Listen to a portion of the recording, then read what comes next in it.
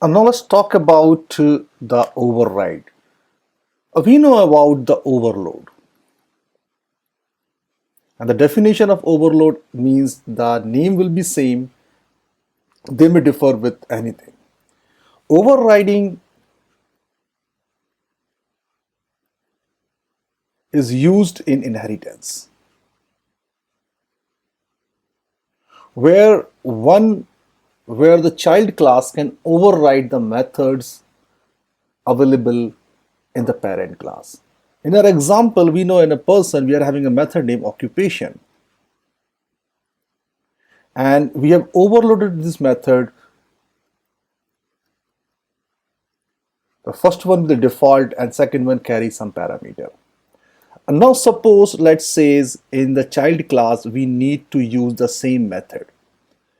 Yeah, you can use it. When you call this method, it will automatically invoke the parent class method.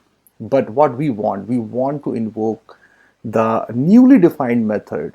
So that means we didn't need to touch the code that is already written. Okay, because we didn't want to open the code and then once again we need to compile, and we didn't want to go all through all this process.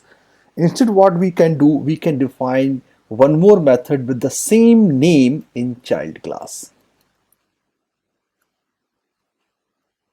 And now my friend, what happen whenever you call the occupation method? It will call the occupation method from the child class, not from the occupation method from the person class. That means from the parent class. This is something like the method overriding.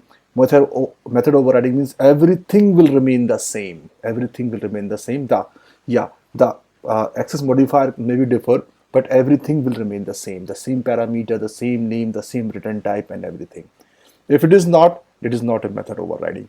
So in the next lesson, we will try to create a new method in the child class, and we will see what are the effect, and when you access it, what will happen.